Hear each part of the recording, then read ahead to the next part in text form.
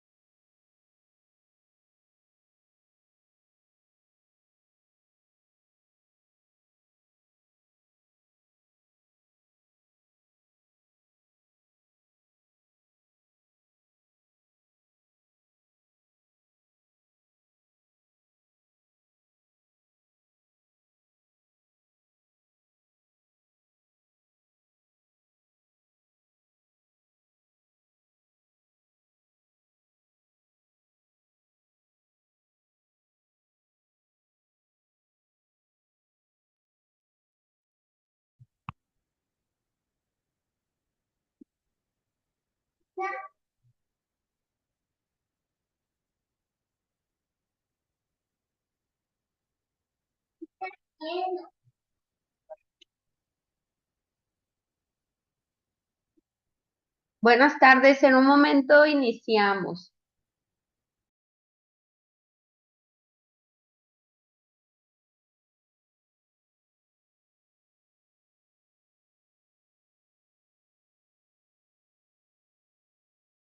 Y brindar seguridad en los procesos.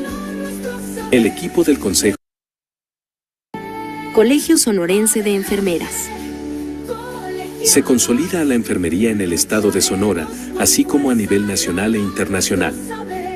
Es una asociación civil experta en el ámbito asistencial, gerencial, docente y de investigación, además líder en el estado de Sonora desde 1972, con 53 años de experiencia.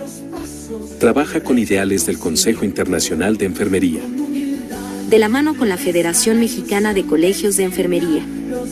Y con apoyo de la Federación Panamericana de Profesionales de Enfermería. Velamos para que todos los colegas alcancen el éxito en su quehacer profesional, innovar la salud y brindar seguridad en los procesos. El equipo del Consejo Directivo, comités que lo integran y profesores, son una fortaleza en la vigilancia del ejercicio profesional como lo marca la ley. Brinda actualización a los recursos humanos, innovando la salud para que brinden cuidados de excelencia, crear políticas públicas y generar nuevos conocimientos que hagan un verdadero cambio en la profesión. A fin de mejorar la práctica profesional, como dice el lema del colegio, unión, estudio y superación, para seguir haciendo historia. Sé parte del cambio. Te estamos esperando.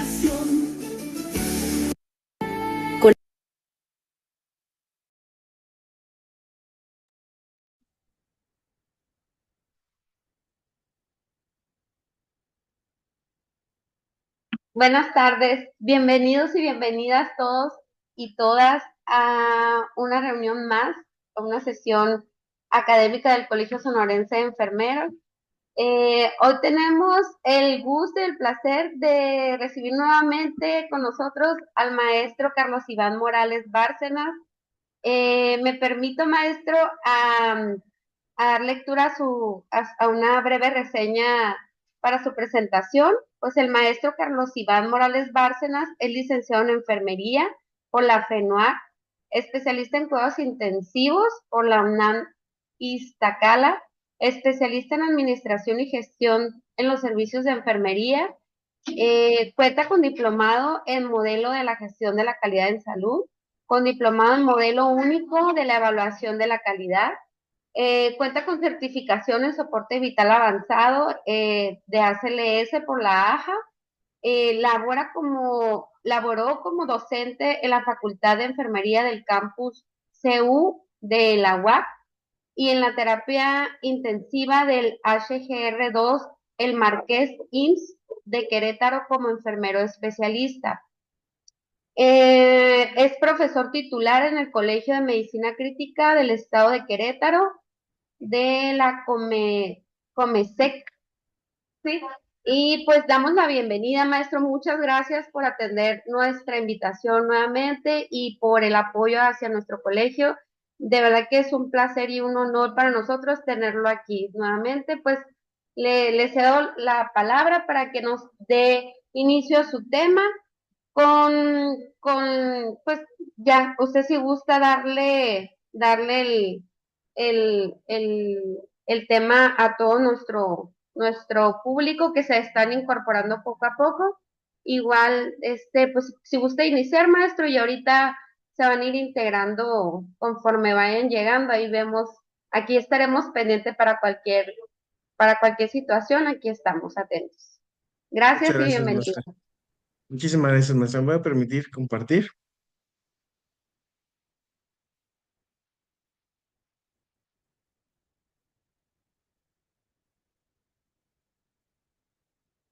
Nada más si me pueden apoyar en decirme que no se ve.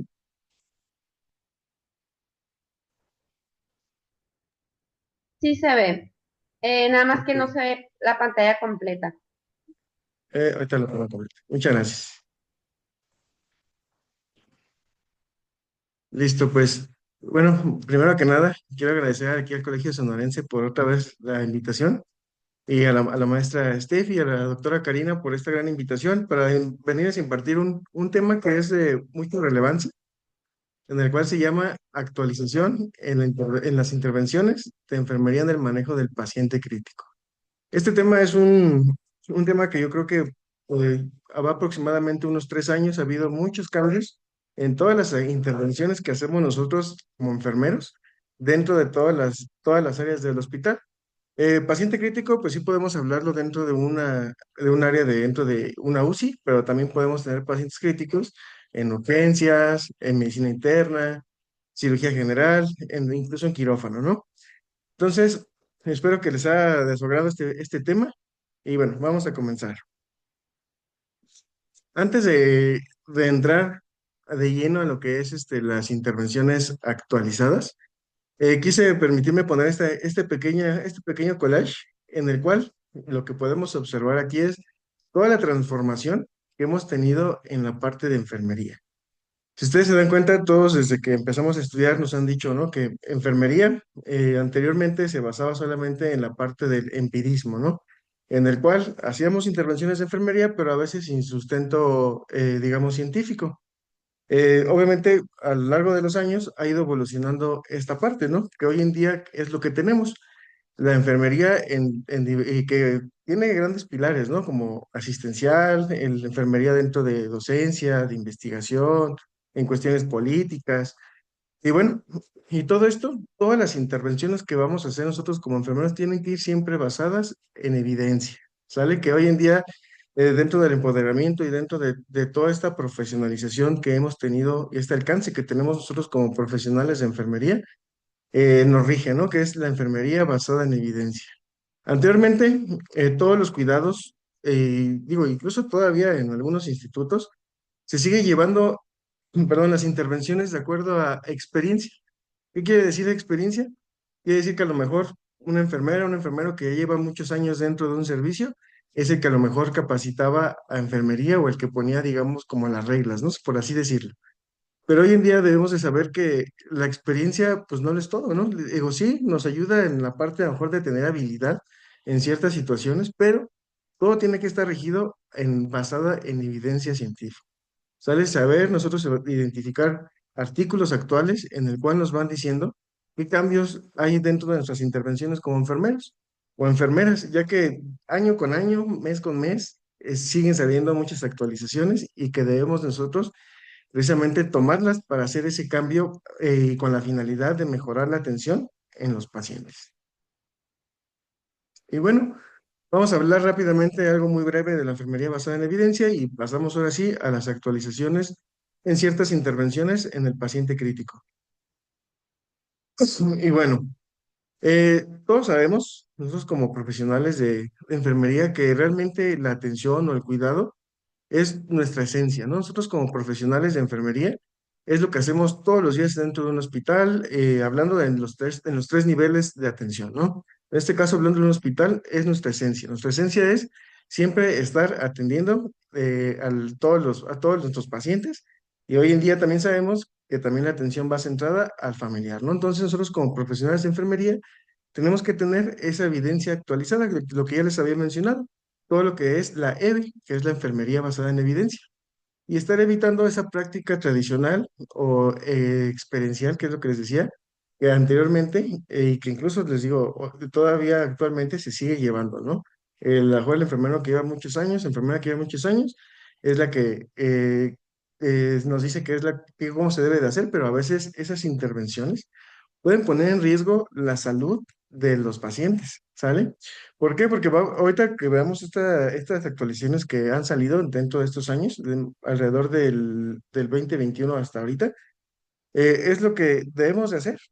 ¿Por qué? Porque nos lo dice la evidencia. Entonces, la evidencia científica nos lo dice, ya está comprobado, ya está estudiado, y es lo que nosotros tenemos que poner día con día en la práctica de nosotros como profesionales de enfermería. Y bueno, les mencionaba nuevamente la enfermería basada en evidencia en paciente crítico. Hay que evitar las famosas rutinas. Sale que esto es algo que lo escuchamos en todos los hospitales, sea a nivel privado, a nivel público. Siempre escuchamos las famosas rutinas, ¿no? De que déjame, ahorita voy a ver a mi paciente porque mi rutina dice que primero tengo que abrir hojas de enfermería. O mi rutina dice que primero tengo que sacar medicamentos y ya después voy a ver a mis pacientes. Y realmente las rutinas no debe ser así, no, más bien no debe de existir una rutina, sino más bien nosotros tenemos que estar al cuidado y en la atención inmediata de las necesidades de nuestros pacientes. En diferentes servicios, hablamos en terapia intensiva, en los demás servicios, siempre tenemos que estar de acuerdo a esas necesidades del paciente y siempre lo que les menciono, ¿no? O he mencionado mucho.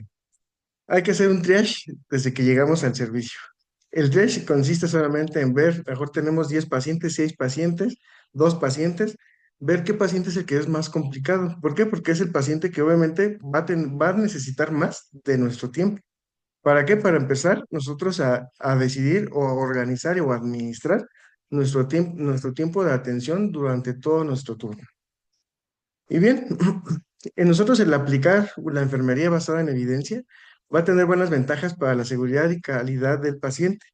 Va a aumentar el 30% en la atención y obviamente esto va a reducir, obviamente, más estancias hospitalarias.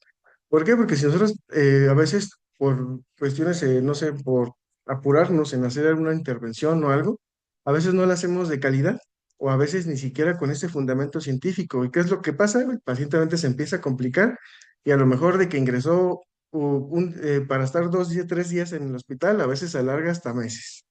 Y esto es dentro de, les digo, nos lo dice la evidencia, ¿no? Que nosotros hay que regirnos con toda esta parte que esté fundamentada.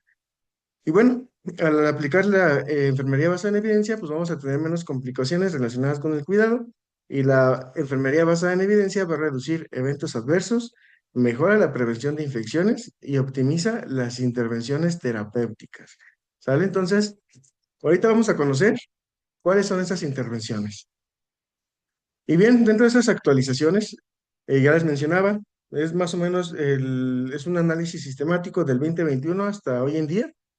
Espero que les sea funcional, que lo apliquen dentro de sus áreas de trabajo y ahorita vamos platicando al finalizar esta pequeña ponencia de algunas dudas o algunas inquietudes que les llegue a surgir durante estas actualizaciones. Y bien, la primera actualización, la famosa aspiración de secreciones. Anteriormente, e incluso todavía se llega a ver en ciertos institutos, la aspiración de secreciones de manera rutinaria. ¿Qué quiere decir de manera rutinaria? Que a veces decimos, no, deja aspirar al paciente antes de que me vaya al cómic, deja aspiro el paciente antes de entregar turno. Pero aquí la pregunta es, ¿realmente sí ocupa esa aspiración de secreciones el paciente? ¿Realmente sí estamos haciendo bien la técnica para reducir o minimizar estas infecciones asociadas a la atención y sobre todo reducir esas infecciones de neumonía asociada a la ventilación mecánica? Recordemos que la aspiración de secreciones obviamente puede tener complicaciones como hipoxemia, un trauma traqueal, a ratos si no lo hacemos, pero si no lo hacemos de manera correcta, a veces hasta llegamos a lastimar la parte alveolar y el paciente está hasta sangrando. Y obviamente, si también no hacemos la aspiración de secreciones cuando se necesite, obviamente se puede generar tapones y eso va a generar un paro cardíaco por hipoxia. Y bien, ¿qué nos dice estas actualizaciones? Una, la principal, es la aspiración de secreciones tiene que ser solamente por razón necesaria. Ahorita les voy a poner una gráfica que podemos ver en el ventilador, en el cual podemos nosotros identificar si el paciente tiene secreciones y hay que aspirarlo. La otra, y que es algo fundamental entre todas las intervenciones que vamos a hacer, higiene de manos. Sale siempre a hacer higiene de manos en todos sus momentos. ¿Para qué? Precisamente para prevenir esas infecciones asociadas a la atención sanitaria. Otra actualización que también nos dice, el proceso de aspiración de secreciones no debe exceder a 15 segundos. ¿Cuántas veces no hemos llegado a ver? Están aspirando y a veces hasta un minuto están ahí. Entonces, ese minuto obviamente hay una reducción del flujo de oxígeno, puede haber una oclusión y es cuando el paciente puede llegar a tener un paro cardíaco por hipoxia, por esa oclusión que se está teniendo por no tener una buena entrada de oxígeno. La otra, la presión perdón, sí, la presión de los, digamos, de los manómetros que tenemos dentro de las tomas de vacío, tomas de aire, tiene que tener también una presión adecuada. Esa presión adecuada nos dice que tiene que ser entre 80 y no sobrepasar 150 de milímetros de mercurio. ¿Por qué? Porque también si lo aumentamos muchísimo va a generar mucha presión y a la hora de aspirar casi casi que nos vamos a traer hasta los alveolos, ¿no? Por así decirlo. ¿Por qué? Porque podemos llegar hasta lastimar al paciente. Toda la parte donde se sitúa el tubo endotraqueal, a veces se introduce de más, que ahorita también lo vamos a ver, y generar tanta presión, obviamente podemos llegar a lesionar toda la vía aérea del paciente. La otra, la selección del calibre correcto del tubo endotraqueal y la otra, el calibre correcto de nuestro circuito de aspiración cerrado. Hoy en día, de acuerdo a una talla de un paciente, digamos, mexicano promedio, un tubo endotraqueal en una mujer debe estar bueno, tiene que ser un tubo de 7.5 hasta 8. Bueno, va a depender también de la complexión de la mujer y de un hombre, puede ser de entre 8, 8.5, inclusive en algunos casos hasta 9, ¿no? Pero casi por lo regular, de 8 a 8.5 tiene que ser el tubo endotraqueal. Digo, eso hablando en un promedio de talla de un paciente mexicano. E igual, el circuito de aspiración cerrado. Hoy en día muchas veces, pues si existe una, digamos, si no tenemos la dotación suficiente o tenemos escaso el insumo, a veces se llega a colocar catéteres, digamos, de aspiración cerrada de un calibre muy pequeño. Entonces, un calibre muy pequeño que a lo mejor le corresponde a un paciente pediátrico. Entonces, al momento de nosotros querer aspirar, obviamente no va a generar, digamos, no tiene esa misma entrada de las secreciones y pues no vamos a tener ninguna secreción. Lo único que vamos a estar haciendo es lastimar al paciente. O la otra. También, a lo mejor el tubo endotraqueal es muy pequeño y a veces forzosamente ponemos el número 16 en el circuito de aspiración cerrado y a veces hasta se observa, ¿no? Cómo no entra de manera correcta digamos, la sonda de aspiración.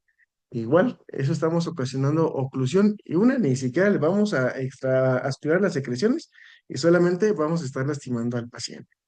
Entonces, ¿cuál es el número ideal o el número correcto?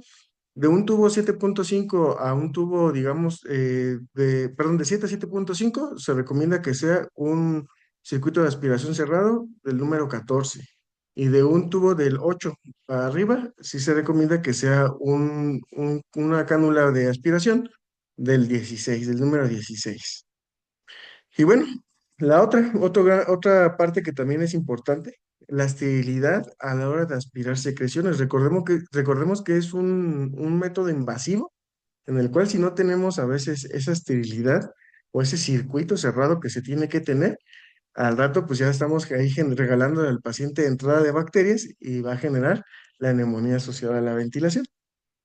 Y bueno, y también algo que es importante, el registro, obviamente, de todo lo que hacemos en nuestra hoja de enfermería. ¿No? ¿Cuántas veces, en ocasiones ni siquiera se registra que el paciente se está aspirando o cómo son esas secreciones? Aquí es importante porque recordemos que la hoja de enfermería pues, es la parte legal que nosotros nos ampara, ¿no? Ante cualquier situación que pueda existir. Entonces, también es importante que nosotros dentro de la hoja de enfermería coloquemos o describimos si el paciente tiene a lo mejor cómo son las secreciones y poner las intervenciones de enfermería que se está aspirando y poner la hora en que se aspira. Y recordemos, ¿no? Otra vez vuelvo a repetirles, la aspiración de secreciones no es, digamos, de manera rutina, sino solamente por razón necesaria. ¿Y cómo lo vamos a identificar? Una de las principales maneras de saber si el paciente tiene secreciones es viéndolo de manera clínicamente, que es auscultando al paciente. Sale dentro de nuestra valoración que hacemos día con los pacientes, hay que auscultar a nuestros pacientes. ¿Para qué? Para poder identificar si el paciente realmente tiene secreciones. Hay que auscultar campos pulmonares apicales, basales, y saber obviamente si se escuchan estertores, es un indicador que el paciente puede llegar a tener secreciones y a lo mejor sí, hay que aspirarlo. Otra manera en la cual se puede aspirar al paciente es cuando a lo mejor visiblemente en el tubo traqueal se ven secreciones. Ahí sí, sí o sí, hay que aspirar a nuestro paciente. La otra, y aquí les muestro una gráfica de nuestro ventilador. Dentro, bueno, viéndolo en la manera superior, hay dos curvas. La primera es curva de presión-tiempo, de la manera horizontal es tiempo y hacia arriba es presión. En la parte de abajo es flujo y también tiempo. Ustedes se dan cuenta, en ambas gráficas se llega a apreciar unos como dientecitos de sierra, ¿sale? Siempre se va a ver mucho en la parte expiratoria. Cuando expira el paciente, obviamente por ende cuando está expirando, se van a generar esos dientecitos de sierra. ¿Y esto qué nos va a decir? Nos va a indicar que nuestro paciente tiene secreciones. Hay que aspirar al paciente de manera, digamos, de inmediata, principalmente para evitar una descompensación de oxígeno y la otra, pues que obviamente que el paciente, pues ahí se puede llegar a ocluir por las secreciones y hay que estar a veces hasta corriendo para reintubar a nuestros pacientes. También otra manera que podemos identificarlo, digo, esa es la manera, digamos, dentro de las curvas que se ven en un ventilador. Y hay otro parámetro que también es importante, que se llama presión pico. Si se dan cuenta en la parte superior que se ve aquí en la pantalla, en su parte superior izquierda, dice presión pico y tiene un número que dice 16. Si esta presión pico está aumentada por arriba de 35, también nos indica que el paciente, una de dos, o está ocluido el tubo endotraqueal, o el paciente a lo mejor puede llegar que en ese momento, si está despierto, puede estar mordiendo el tubo endotraqueal.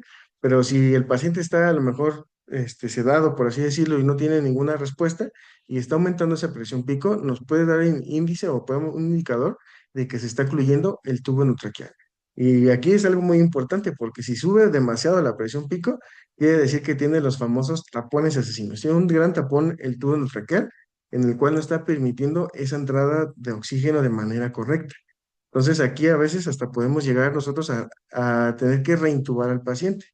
Pero de manera breve que yo les recomiendo que lo lleguemos a hacer cuando tenemos un paciente con un ventilador mecánico, hay que visualizar las curvas, principalmente la curva les digo, de flujo-tiempo, en el cual a la hora que expira el paciente, si se generan dientecitos de sierra, es un indicador que el paciente puede llegar a tener secreciones. O la otra, que a lo mejor el paciente está condensando suficiente agua.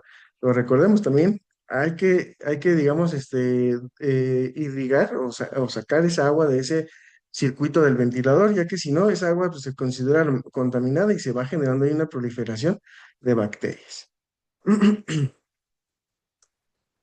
Y bien, lo que les mencionaba, estos son nuestros circuitos de aspiración cerrado en el cual en el adulto podemos usarlo desde un 12 French hasta un 16 French. Les digo, lo recomendable es de un tubo tracal del 7 a 7.5 se use una sonda de aspiración, a lo mejor del 14. Y de un tubo arriba del 8 para arriba, una sonda de aspiración del 16. Esto ya les decía, ¿no? Obviamente para reducir complicaciones en los pacientes que están con bajo ventilación mecánica. Siguiente actualización, ya que hemos estado hablando ahorita de la aspiración de secreciones, los lavados bronquiales. Todavía se llega a ver, ¿eh? Digo, ya es menos, hace unos años era parte de eso que les digo que llamamos rutinas, en el cual se estaba aspirando y ahí le colocaban agua por el tubo endotraqueal y eran los famosos lavados bronquiales, ¿no? Y a veces ustedes a lo mejor le preguntaban a diferentes enfermeras, enfermeros, y cada quien tenía su manera de hacer sus lavados bronquiales, ¿no? Que decían, no, pues hay que ponerle bicarbonato, que no, que hay que ponerle solución salina. Inclusive a veces hasta decían, hay que poner agua oxigenada para que se desprenda todos los coágulos que se llega a tener de sangre y salga, ¿no? Pero realmente eso no es funcional. Los lavados bronquiales, nosotros al estar introduciendo agua en el tubo traqueal, podemos generar la más común, sí, una infección asociada a la ventilación mecánica, y la otra, podemos llegar a generar una inflamación sistémica de todo lo que es la parte pulmonar. Entonces, al rato el paciente, para extubarlo, vamos a tardar muchísimo tiempo y a veces pobres pacientes terminan hasta con traqueostomías y con más complicaciones de la cual llegó. llegaron allí al hospital o al servicio en donde se encuentran. Y bueno, dentro de las actualizaciones, ¿qué es lo que nos dice? Una, ya les mencionaba, no hacer para nada lavados bronquiales, eso ya es una intervención que debe estar obsoleta, no se debe de hacer los famosos lavados bronquiales.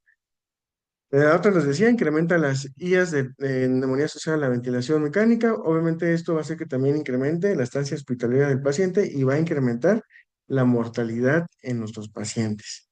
Y anteriormente se decía que los lavados bronquiales, la finalidad de eso, una era obviamente destapar, por así decirlo, todos los tubos endotraqueales, pero para eso, para prevenir que no se formen esos tapones de mucosidad en los tubos endotraqueales, lo correcto y lo ideal es que utilicemos la humidificación pasiva y humidificación activa.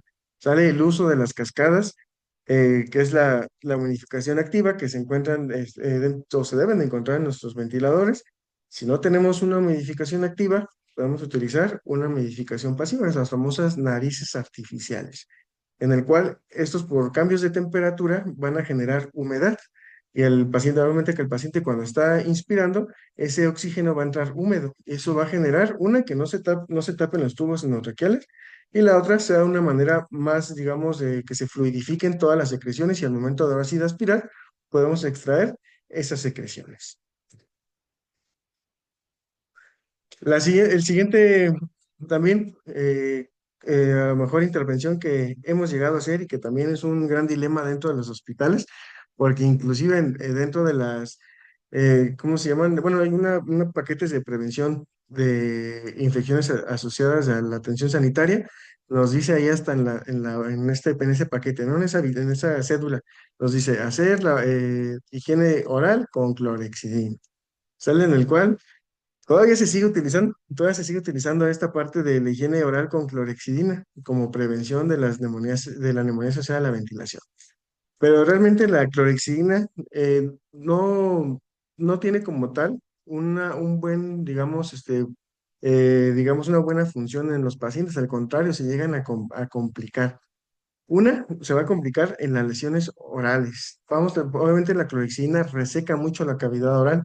Entonces, a veces, pobres pacientes, si no se humectan lo que es la cavidad oral y se pone clorexidina, se reseca toda esta cavidad y al rato, obviamente, el paciente está hasta sangrando de todas las encías, de todas las mucosas, inclusive de todas las comisuras de los labios, están sangrando. También puede generarse, obviamente, una formación de placas. Si no se usa de manera correcta la clorexidina, a veces, ¿qué es lo que se hace como una mala praxis? Se llena la gasa con clorexidina y solamente se medio unta en lo que es en la boca. Entonces, eso pues no va a cumplir con ningún fin terapéutico. ¿Sale? Entonces, ¿qué es lo que nos dicen las actualizaciones? Y antes de que se me olvide, y otra cosa que también se llega a generar con la clorexidina, a veces recordemos que la clorexidina es un antiséptico con fin bactericida. Entonces, este antiséptico de uso prolongado, igual que como muy similar a los antibióticos, cuando se usa por mucho tiempo, van a generar resistencia. Entonces, ya no, lo único que vamos a hacer es que ni siquiera va a proteger a los pacientes y solamente los vamos a estar lastimando. Entonces, ¿qué es lo que nos dice la evidencia? Nos dice lo que tenemos que hacer, sí o sí, un cepillado dental mecánico. O lo que hacemos todos los días nosotros mismos, ¿no? El uso correcto del cepillado dental. ¿Y qué vamos a utilizar con el cepillo dental? Vamos a usar una pasta dental convencional. Es lo que nos dice la actualización. Los pacientes, aunque estén intubados, hay que cepillar los dientes. Y ojo, hay que cepillar los dientes después de haber aspirado secreciones. Porque obviamente si todavía no aspiramos al paciente y lo estamos, digamos, cepillando, obviamente al momento de que nosotros extraemos las secreciones, pues va a ser como si no hubiéramos cepillado a nuestros pacientes. Todo lo correcto es aspirar secreciones de toda la parte subglotidia. Posterior a eso, hacer el cepillado mecánico con pasta convencional. ¿Cada cuánto se debe de hacer? Se puede hacer bueno, se puede hacer cada 8 horas o por lo menos una vez al turno. Después de eso, hay que humectar toda la cavidad oral al paciente. Con agüita inyectable, ahí sí aplica las gasitas y estamos humectando, o inclusive a veces se puede utilizar, a veces en los hospitales se llega a utilizar lo que es vaselina o algún protector labial. ¿Para qué? Principalmente para que no se reseque esta cavidad oral y se generen laceraciones y a otros pacientes cuando intentamos aspirarlos están sangrando. Entonces, es una manera de prevenirlo. Y bueno, aquí como ya mencionamos, dice, esas prácticas son esenciales no solo para prevenir infecciones respiratorias, sino también para el bienestar general del paciente. Todos sabemos que nosotros si a veces si ya llevamos varias horas sin lavarnos los dientes, nos sentimos a veces hasta incómodos, ¿no? Entonces, igual lo mismo con sus pacientes. A nosotros al hacer estos pequeños cuidados, estos detalles, obviamente también ayudamos a su confort de su estancia hospitalaria de nuestros pacientes. La otra, y esto es algo que todavía también se sigue viendo mucho, la medición rutinaria del residuo gástrico.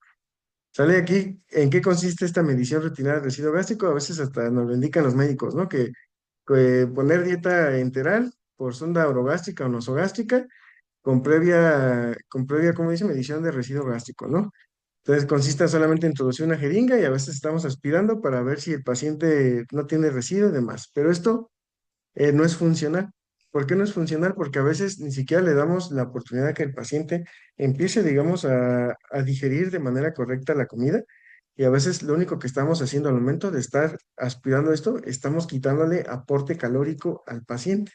¿Sale? Recordemos que un paciente que entra dentro de un hospital, el paciente entra en un estado hipercatabólico. Entonces, este estado hipercatabólico empieza a quemar muchísimas calorías.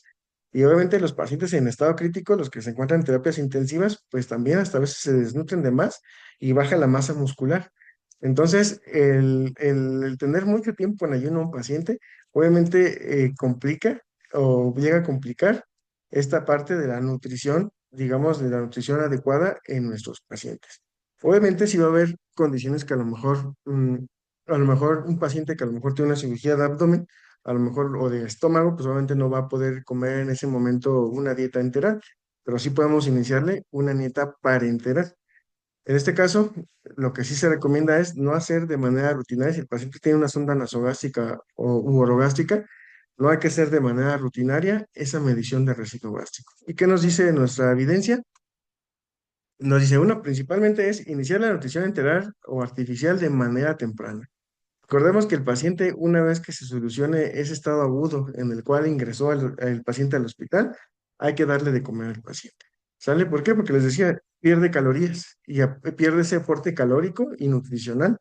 Entonces, al rato los pacientes digo, se desnutren y salen así como si fueran, bueno, bajan mucho la masa muscular. Entonces, por lo menos se recomienda que las primeras 48 horas después de que ya se solucionó el problema por el cual el paciente llegó, debemos de darle ese aporte nutricional, ya sea de manera enteral por sonda nasogástrica o por nutrición parenteral, si fuera el caso. ¿Sale? Y el objetivo es alcanzar el 100% de ese requerimiento calórico entre los 3 y 7 días posteriores de que se inició la alimentación. ¿Sale? Porque recordemos que a veces esta nutrición enterales pues también tienen un cierto porcentaje de kilocalorías. Entonces, lo correcto o lo ideal es que en 7 días hay que estar cubriendo todo lo que el paciente ha estado perdiendo. ¿Esto para qué? Para obviamente el paciente se mantenga con ese buen estado nutricional. Recordemos que un paciente que está desnutrido, pues va a incrementar el riesgo de úlceras por presión, puede incrementar también su estancia hospitalaria. ¿Por qué? Porque el paciente va a estar por mucho tiempo también postrado y todo esto pues obviamente va a incrementar la mortalidad. Ahora, también nos dice la actualización, la no monitorización de manera continua o de manera rutinaria de ese residuo gástrico. Ya les decía, al momento que nosotros estamos aspirando, se aspiran nutrientes, ¿sale? Entonces eso va a hacer que no alcancemos esa nutrición adecuada de los pacientes. Y las guías de nutrición enteral nos dice que se recomienda una valoración de enfermería orientada a identificar signos y síntomas de intolerancia como dolor abdominal, distensión abdominal o vómito. Si ustedes observan o ven a sus pacientes que a lo mejor empiezan a tener una distensión abdominal, probablemente el paciente ya, mejor ahí sí, el paciente a lo mejor no está digiriendo de manera correcta esa dieta.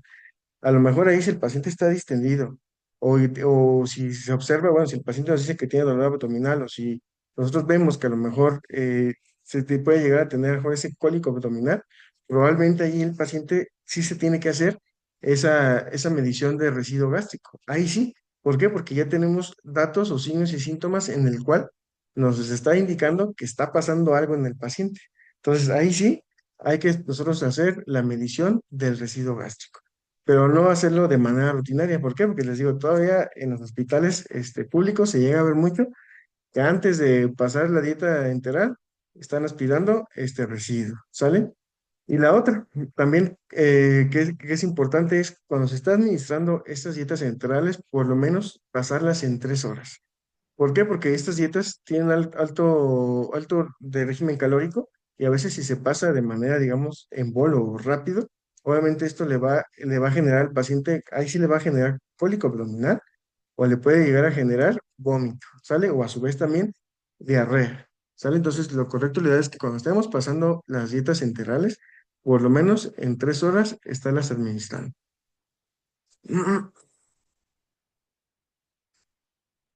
Y bien, otra también, intervención que hacemos, yo creo que todavía día con día en los hospitales, el cálculo de pérdidas insensibles. ¿Sale? Este cálculo de pérdidas insensibles, digo, si no me dejarán mentir, hay muchas fórmulas que dicen, ¿no? Que por temperatura, que si el paciente está intubado le vas a agregar 20%, y demás cosas, ¿no? Que si el paciente está con aporte de ventilación mecánica, que el paciente está con mejor, con hipertermia, además, y hay muchísima clase de fórmulas, ¿no? La más común que nos han enseñado que usamos mucho es la de por temperatura y por las horas elaboradas y por una constante, que si el paciente tiene hipertermia que por 1, que si tiene febrícula por 6 y demás. Pero recordemos que las pérdidas insensibles es algo subjetivo, ¿sale? Y que nosotros lo estamos transformando en algo objetivo, algo cuantitativo, perdón.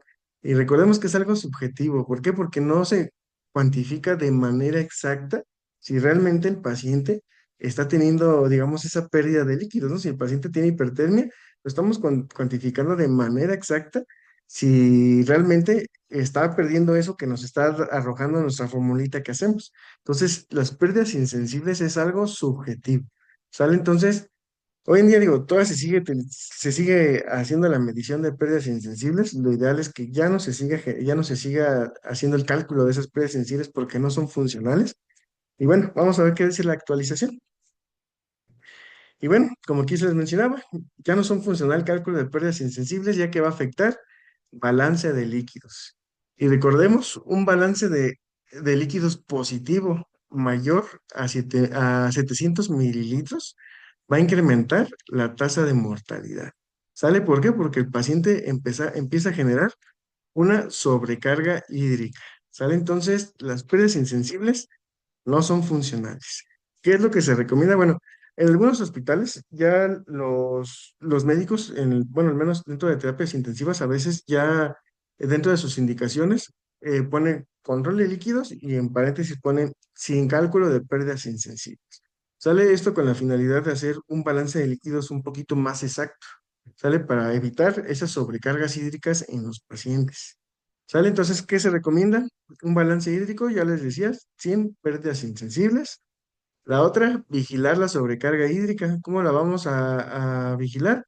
Una, si los balances salen positivos, o la otra, si el paciente empieza a tener edema. Sale aquí también algo muy importante porque digo, todavía en algunos hospitales se llega a utilizar las cargas, ¿no? Cargas de soluciones y a veces esas cargas pues pueden llegar a afectar y generan esa sobrecarga hídrica. Entonces, la otra también, la acumulación de líquidos, que ya les decía, con el edema, pesar al paciente es lo correcto, pesar al paciente todos los días, en las mañanas, para ver si el paciente no está empezando, digamos, porque a veces incrementan de peso, pero no incrementan de peso por comida, sino por líquidos. Entonces, obviamente, los balances, lo ideal, bueno, va a ser dependiendo de las condiciones que se encuentre el paciente, pero la idea es que sean balances o neutros o negativos. ¿Sale? ¿Para qué? Esto va a ser una manera de nosotros estar vigilando que realmente el paciente pues, no se está quedando con mucho líquido dentro de su cuerpo. La otra, valorar signos de edema, que les decía, y la otra, vigilar uresis horaria. ¿Sale? Aquí también es muy importante. Si nosotros estamos observando que a lo mejor el paciente no está orinando y se le está pasando muchísimo líquidos, pues por ende va a incrementar esa sobrecarga hídrica. Entonces hay que estar vigilando que nuestros pacientes estén orinando. Perdón, ¿eh? La otra, la siguiente intervención que podemos llegar a tener, a ver. los ejercicios vesicales antes de retirar una sonda vesical. ¿Sale? Esto todavía se llega a ver en los hospitales que a lo mejor nos dicen, hay que retirar la sonda vesical. ¿Y qué hacemos antes de retirarla? Ejercicios vesical, ¿no? Pinzamos la sonda vesical. Y a veces, y también, ¿no? A lo mejor si ustedes le preguntan a varios del hospital, cada quien va a decir su manera de hacer su pinzamiento de sonda vesical. Va a decir, no, que hay que hacerlo 2 horas, soltamos 2 horas y después otra vez 2 horas y así se van, ¿no? Otros que 4 horas, a veces que 10 minutos y 1 hora. Hay muchísimas maneras de hacerlo, pero realmente esto tampoco es funcional. ¿Sale? Los ejercicios vesicales se empezó a implementar desde 1936. Entonces, si ustedes se dan cuenta, imagínense, ¿no? Es 1936 al 2026, ¿cuántos años no han pasado? Entonces, la evidencia nos dice que la sonda se puede retirar sin hacer esos ejercicios vesicales. Muchas veces tenemos la idea o se tiene la idea de que a lo mejor se hacen los ejercicios vesicales para prevenir la incontinencia urinaria, pero se ha comprobado que el paciente si se retira la sonda no va a tener incontinencia urinaria. ¿Sale? Eh, y bueno, y la otra, pues también, eso, al hacer esos pinzamientos, pues también puede generar una oclusión o generar una oclusión en el meato urinario. Y dentro de esa oclusión, pues a veces se lastima ese meato urinario o parte de la vejiga también puede llegar a tener complicaciones. Entonces, los ejercicios vesicales son una práctica de riesgo que va a generar complicaciones, les decía, tracto urinario, puede generar infecciones asociadas a la sonda vesical y podemos llegar a tener, con los ejercicios vesicales, sí se puede llegar a tener una incontinencia, digamos, urinaria hasta el 22.5%. Entonces, hoy en día se dice que no se debe de generar ejercicios vesicales. ¿Sale? ¿Por qué? Porque en lugar de beneficiar al paciente, se puede llegar a complicar. Y bien, recordemos que de los pacientes hay siempre muchos autores o ponentes nos dicen que los pacientes que están en estado crítico, entre menos es más para el paciente, ¿no? Entre menos cosas tenga un paciente, mejor le va a ir al paciente.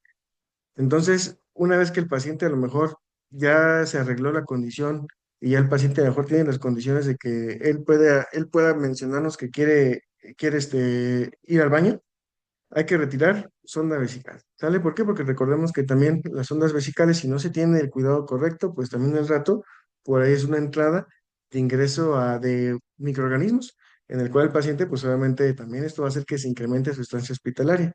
Y algo que se ve mucho es en los pacientes, sobre todo en los pacientes puérperas, que salen de una cesárea y a veces la zona se la dejan ahí mucho tiempo. Entonces, lo correcto es, si la paciente ya se arregló, le digo, esa condición en el cual ya ingresó el paciente, pues hay que retirar la sonda vesical. Siguiente intervención que llegamos a hacer también en los hospitales, los famosos vendajes de miembros pélvicos. ¿Sale? Esto también, digo, esto también es una praxis que todavía se sigue haciendo y que inclusive hasta en los quirófanos, ¿no? Está esa lucha, esa pelea, ¿no? Que dice, no, es que no te voy a entregar, no te voy a recibir paciente porque no trae un vendaje y demás. ¿Sale? Pero recordemos que los vendajes o su fin terapéutico que llegamos a hacer es de que sí, ¿no? Prevenir esa tromboembolia pulmonar o esa trombosis, ¿no? Pero a veces, y no me dejarán mentir, a veces los pacientes de que se movilizan o que a lo mejor no se hizo una buena técnica del vendaje de miembros públicos, a veces ya la venda está toda deshecha, toda floja y pues no cumple con ningún, digamos, ningún régimen terapéutico. Y a veces también las vendas, al generar mucha presión, pues también lastiman a los pacientes, ¿no? Pues laceran, pueden generar lesiones o inclusive cizallamiento o a veces, le digo, sí puede llegar a tener más complicación del paciente que beneficio. ¿Qué nos dice la evidencia? Nos dice que las guías clínicas de prevención y diagnóstico de tratamiento de enfermedad tromboembólica venosa no recomienda uso de vendajes en extremidades inferiores. En este caso, podemos utilizar las medias antitrombóticas o medias TET. Estas sí pueden utilizarse solamente si el paciente tiene alto riesgo de, digamos, de trombosis venosa. O sea, aquí sí se debe de colocar. Y pacientes dentro de una unidad de cuidados intensivos, aquí lo correcto o lo ideal es que si el paciente se puede, bueno, lo que debemos hacer es la movilización temprana en el paciente. O sea, aquí lo correcto es movilizar al paciente de manera más rápida y eso va a generar que tenga una buena circulación. Y esto puede evitar estar usando mucho tiempo las medias antitrombóticas, porque inclusive también las medias antitrombóticas, si llegan a tener, podemos lesionar o lacerar la piel de nuestros pacientes. Y nos dice también la actualización que para que realmente sean funcionales las medias, tienen que ejercer una presión al menos de 20 milímetros de mercurio. ¿Sale? Si obviamente las vendas elásticas no cumplen con esa presión de 20 milímetros de mercurio.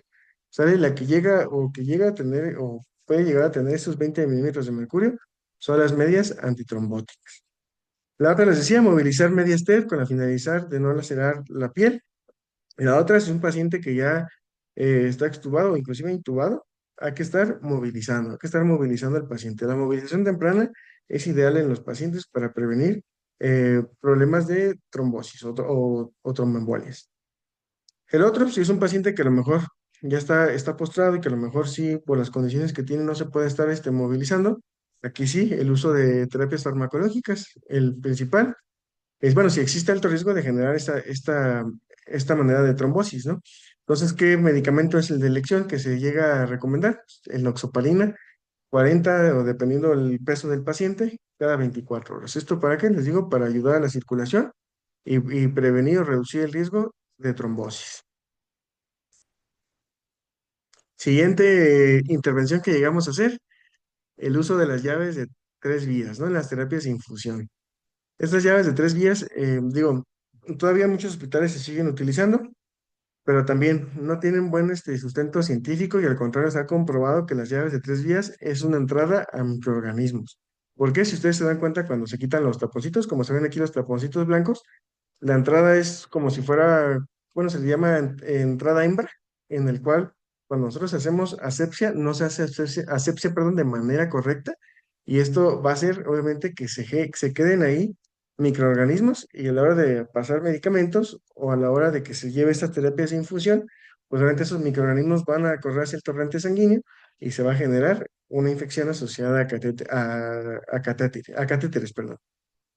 Y bueno, también parte de las llaves de 3 vías también se ha comprobado que al utilizarlas se llega a generar una, digamos, una interacción de medicamentos, ya que si ustedes han visto las llaves de 3 vías, dentro del, digamos, de donde están las entradas, ahí se queda medicamento. O sea, al quedarse el medicamento, obviamente cuando estamos pasando, va a haber una interacción de esos medicamentos y al rato el paciente pues puede tener reacciones adversas por esos medicamentos. Entonces, ¿qué nos dice la actualización? Una, pues minimizar el uso de las llaves de 3 vías.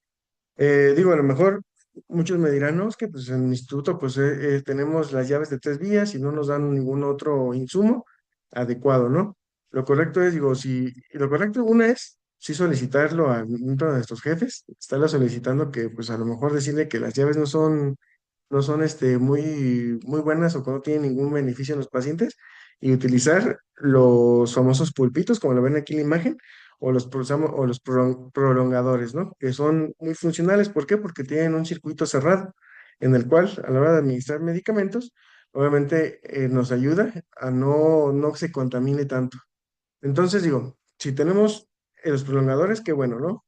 Qué bueno que los tengamos. La otra, si tenemos puras llaves de 3 vías, pues bueno, lo correcto no es usarlas, pero las usamos, pero también teniendo en cuenta que las llaves de 3 vías también se tienen que cambiar. Sale cada que cambiamos un equipo de infusión o los equipos de infusión, pues también se tienen que cambiar las llaves de 3 vías. Y evitar, si se van suspendiendo, digamos, infusiones, que a lo mejor el paciente ya le suspendieron midazolam, que a lo mejor el paciente ya le suspendieron vasopresina, es un ejemplo, hay que ir retirando todas estas llaves de 3 vías junto con todos nuestros equipos. ¿Por qué? Porque a veces se quedan ahí las llaves de 3 vías, traen ahí todo un caminito de llave de 3 vías, a veces ya ni siquiera tienen medicamentos y se siguen quedando, y eso va a ser entrada de microorganismos hacia el torrente sanguíneo. Entonces, digo, si vamos a utilizar llaves de 3 vías, digo, lo correcto es ya no usarlas, pero si las usamos, mínimo saber que se tiene que estar cambiando al menos cada 24 o 48 horas. ¿Sale? ¿Esto por qué? Porque también por ejemplo, el propofol en las llaves de 3 vías lo corroe. porque el propofol es un medicamento de alto peso molecular. Entonces a veces se corroe y a veces el propofol, la llave, perdón, está goteando, ¿sale? Entonces está goteando. ¿Esto es por qué? Porque el propofol, les digo, corroe, entonces obviamente si está goteando, pues ya se rompe ese circuito cerrado. Entonces al romperse ese circuito cerrado, pues se contamina. La otra, siempre antes de administrar cualquier medicamento, cualquier infusión, hay que hacer una desinfección con alcohol al 70% durante 15 segundos. ¿Sale? Recordemos hacer esa asepsia durante 15 segundos para eliminar los microorganismos que se encuentran. Y obviamente también el uso de los accesos venosos o vasculares tienen que ser siempre con técnica estéril. Siempre tenemos que manejar todo con técnica estéril. La otra es, bueno, si tenemos una llave de 3 vías o perdón, un catéter corto periférico, también lo correcto es que todos los dispositivos se estén, digamos, digamos, situados a lo largo de nuestro catéter. O sea, ¿qué quiere decir? Que dejemos como ¿cómo les puedo decir? Como un sistema que no se quede ese dispositivo pegado en el paciente. ¿Por qué? Porque a veces el paciente se mueve de más, eso va a hacer que se mueva o tenga una fricción y lastime lo que es el acceso vascular o el paciente. Y al rato se genera una flebitis mecánica por no tener un buen cuidado en los accesos venosos periféricos cortos. Y la otra, también que nos dice como actualización, la técnica SAS. Sale que eso es algo que sí o sí siempre debemos de hacer. Esta técnica de SAS es posar solución, después administramos medicamento y después otra vez solución. Esto nos ayuda bastante para reducir esa interacción de medicamentos. ¿Sale? Y la otra, verificar que nuestro catéter realmente esté permeable. Bueno, hablando de catéteres periféricos, que nuestro catéter esté permeable. ¿Por qué? Porque a veces que llegamos, ponemos el medicamento y a veces el catéter ya no está permeable y a lo mejor es un medicamento que sí es un poquito vesicante o irritante y al rato el paciente tiene flebitis o empieza a tener necrosis tisular. Entonces también nos dice que siempre tengamos que hacer técnicas SAS. ¿Con qué solución? La solución que se recomienda es glucosa al 5%. Y ahorita lo vamos a ver. Anteriormente siempre nos decían que era con solución salina al 0,9%, pero ahorita lo vamos a ver. La otra, si los catéteres están, digamos, ocluidos o empiezan a tener datos de oclusión, hay que hacer alguna técnica que se llama push, stop push, en el cual consiste en con una jeringa de 10 mililitros con solución. Pasamos unos 3 mililitros con fuerza, esperamos y otra vez otros 3 mililitros. Esa es la manera correcta en la cual nos va a ayudar a permeabilizar los catéteres. Y bien, otra intervención que hacemos también mucho en los hospitales es el uso de cloruro de sodio al 0,9% como diluyente de medicamento. ¿Sale? Recordemos que esto lo hacemos siempre de manera muy común en los hospitales, ¿no? Que decimos, vamos a pasar tal medicamento con salina y salina. Pero recordemos que la salina o el cloruro de sodio puede incrementar los niveles de sodio en el paciente, ¿sale? Y a lo mejor el paciente después puede llegar a tener una hipernatremia.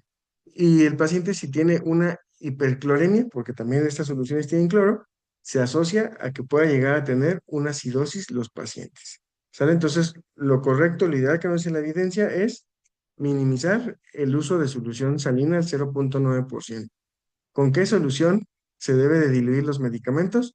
La gran parte de los medicamentos se puede diluir y sin ningún problema con solución glucosa al 5%. ¿Sale? A lo mejor muchos dirán, no, pero es que si es un paciente que es diabético, a lo mejor se le sube la glucosa y demás. Se ha comprobado que el uso de glucosa al 5% no eleva la glucosa en sangre en los pacientes. ¿Sale? También el uso de glucosa al 5% nos va a ayudar a que los medicamentos tengan mejor estabilidad. ¿Sale? Entonces, al tener mejor estabilidad, pues va a tener mejor eficacia el medicamento. Y la otra, esto va a ayudar también a reducir que se oxiden los medicamentos. Hay medicamentos que se empiezan a llegar a oxidar con la solución salina. Entonces, con la glucosa al 5% nos ayuda a tener esa estabilidad. Va a haber medicamentos que sí se deben de utilizar con solución salina. Sí, ¿qué medicamento? En este caso puede ser la fenitoína. La fenitoína sódica sí se puede diluir con solución salina. Con glucosa no, porque si se diluye con glucosa, como el medicamento, digamos, tiene otro grado de concentración y al mezclarse con glucosa se va a cristalizar. Entonces ahí sí, el medicamento es fenitoína, sí se puede diluir con solución salina.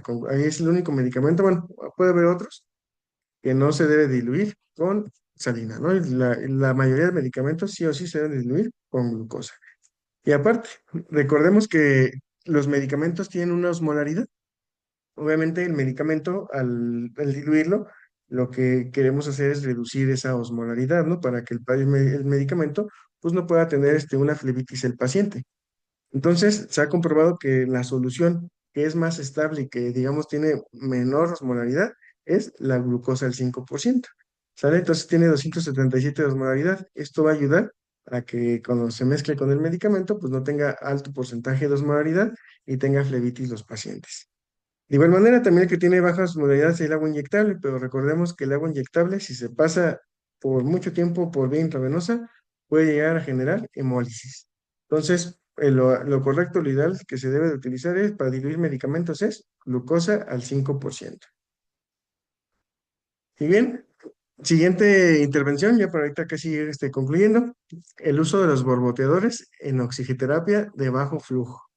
Sale aquí también esto, yo creo que se sigue haciendo en todos los hospitales, el uso de borboteadores. Sale, recordemos que el borboteador, sí, anteriormente nos lo habían enseñado que es una manera de humidificar el oxígeno, pero la evidencia ha demostrado que cuando es de bajo flujo, en este caso las puntas nasales, cuando se tenga un flujo de 1 a 4 litros por minuto, no necesita borboteador.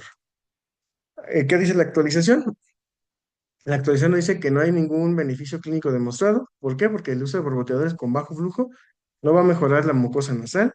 Inclusive, ¿cuántos de aquí no les ha tocado ver que a lo mejor tenemos el borboteador con puntas nasales y el paciente hasta dice que siente que está irritada su cavidad nasal? Entonces, no tiene ningún beneficio o no humecta. La otra no mejora la saturación y no mejora el confort de forma significativa. Al contrario, el uso de borboteadores incrementa el riesgo de contaminación.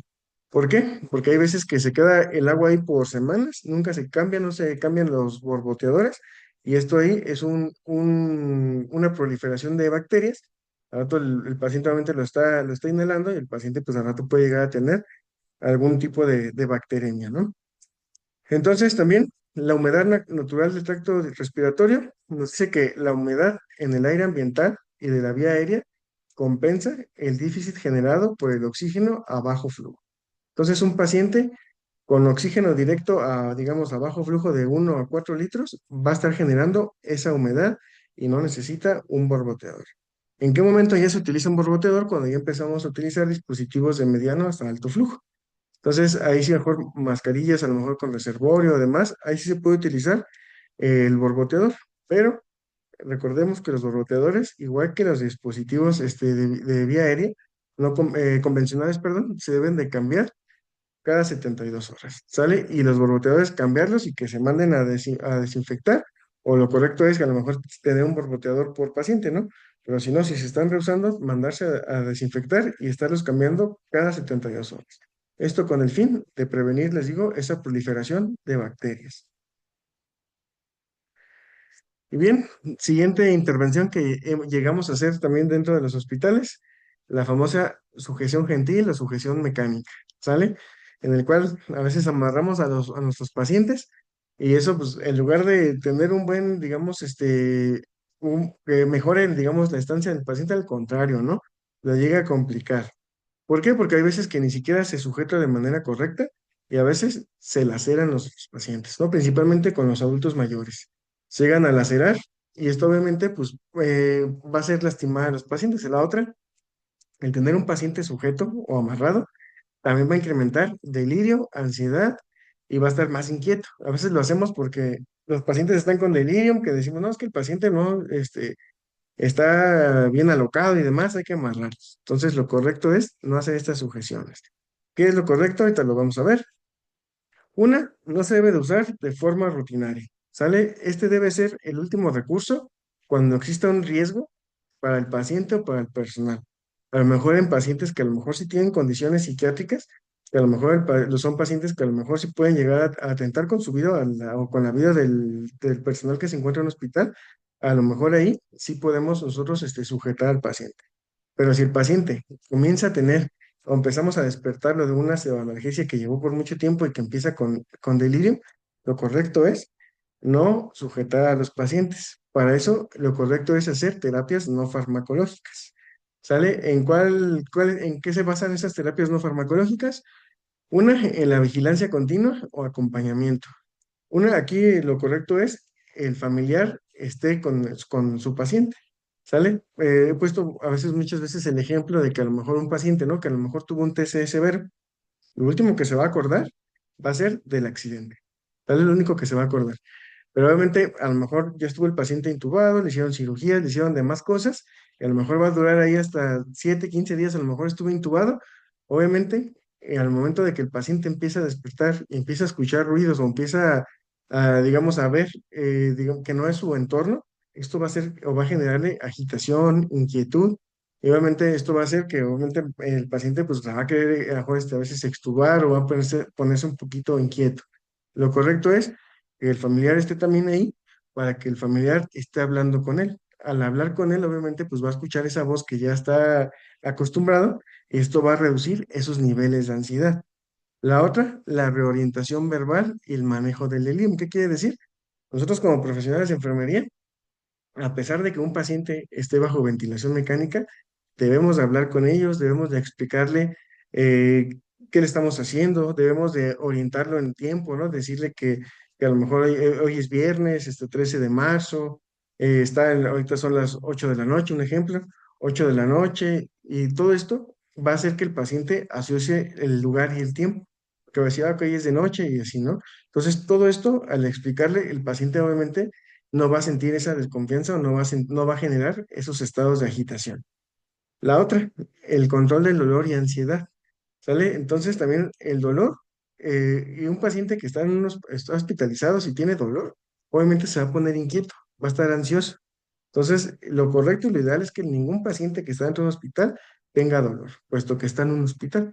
Entonces aquí, pues a lo mejor sí, para administrar medicamentos, no sean analgésicos no opiáceos, como paracetamol o demás, que ayude a manejar ese dolor. ¿Sale? Y esto a su vez va a reducir esos niveles de ansiedad. La otra, los ajustes ambientales, que también es algo muy importante, la iluminación y los ruidos. ¿Cuántas veces no están los pacientes en las terapias intensivas y está suene y suene y suena el monitor y nunca se ajustan alarmas o nunca verificamos por qué está sonando ese monitor?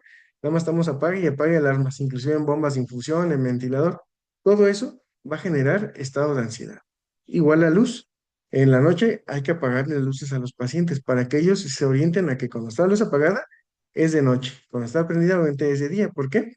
Que hay veces que está la luz prendida todo el tiempo y ellos piensan que siempre está de día. ¿Sale? Entonces, eso va a generar delirio y va a generar que el paciente se nos pongan inquietos. ¿Sale? Y con esto podemos ir reduciendo el estar sujetando a los pacientes. Y bueno, ya para ir concluyendo, este, yo sé que nosotros como profesionales de enfermería vamos a tener muchos desafíos en querer actualizar las intervenciones de enfermería. A veces vamos a tener muchas barreras no intrahospitalarias o extrahospitalarias, pero sí, sí podemos hacer ese gran cambio, ¿no? Con las poquitas acciones que nosotros hacemos basadas en evidencia, podemos hacer grandes cambios en la atención al paciente, pueden mejorar la calidad, la estancia hospitalaria en los pacientes y qué mejor que nosotros que a lo mejor estamos tomando cursos de actualización o demás, también compartirlo con los demás compañeros profesionales de enfermería, con los demás, incluso con los médicos, etcétera. ¿Para qué? Para que empiece a generarse este cambio en todas estas actualizaciones y ir dejando las rutinas. Y bueno, agradezco mucho. Bueno, no sé si tengan alguna duda antes de eso. Aquí les comparto mis redes sociales. Ahí tengo mi TikTok. A veces llego a subir subo algunos videos de algunas intervenciones o cuidados de enfermería en el cual ustedes pueden ser funcional. Y bueno, no sé si tengan alguna duda.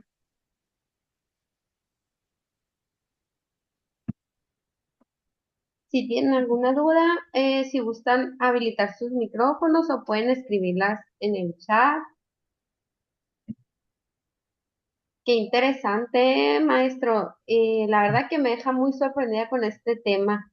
Lo quiero felicitar porque en verdad pues no me esperaba, si fueron muchos datos muy, muy precisos que nos presentó, pero sí, o sea, me hace reflexionar sobre la importancia de que tenemos que estar actualizados y de un momento a otro cómo cambian las situaciones, pues sí, hubo varias cosas que sí me quedé, wow, ya no es esto, ahora es esto.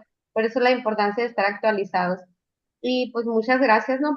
Por la presentación de su tema, actualización de enfermería en el manejo del paciente crítico. En verdad que fue un tema donde nos aportó muchísimo conocimiento, sobre todo que nos comparte su conocimiento basado en evidencia. Le agradezco enormemente a nombre del colegio y de la doctora Karina, que es nuestra presidenta, Karina Hernández Flores. Le agradecemos su participación y pues aquí en el chat igual nos lo felicitan. Muy interesante y muy claras su ponencia. Felicidades, muchas gracias por su gran aporte y de su gran conocimiento y actualización.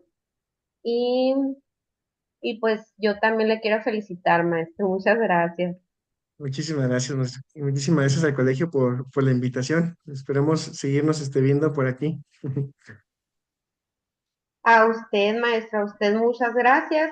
Y si me permite, fíjese que aquí tengo su constancia, pero no sé por qué no me deja compartirla aquí en el chat, pero igual se la voy a pasar ahorita en este momento por el WhatsApp, estamos en contacto. Ahí se Muchas la gracias. paso, pero sin más, si me permite, sí le voy a dar lectura a su constancia. Colegio Sonorense de Enfermeras, AC, otorga la presente constancia al enfermero especialista Carlos Iván Morales Bárcenas por su participación como ponente en la sesión de capacitación continua con el tema actualización de enfermería en el manejo del paciente crítico, la cual se llevó a cabo el 13 de marzo del 2026 en Hermosillo, Sonora, México. Firma nuestra presidenta, doctora Karina Hernández Flores. Gracias, maestro, de antemano y esperamos poder contar nuevamente con su participación para nuestro colegio próximamente. Muchas gracias, maestro. Sí, encantado yo de seguir aquí contribuyendo dentro del colegio. Muchísimas gracias y muchas gracias a todos los que se conectaron para llevar este curso que es muy importante. Y muchas gracias. Gracias y bonito fin de semana a todos los participantes y asistentes a esta sesión. Los esperamos mañana en nuestro congreso. Si aún no se han registrado, todavía pueden hacerlo. El link pues se está compartiendo en todas las redes sociales del colegio para que quien no se haya registrado todavía está a tiempo de no perderse este gran evento donde tendremos ponentes de nivel nacional e internacional. Esperamos contar con su presencia también, maestro, mañana en nuestro congreso virtual. Muchas gracias. Sí, por ahí nos veremos, maestro. Muchas gracias. Gracias. Gracias y bonito fin de semana.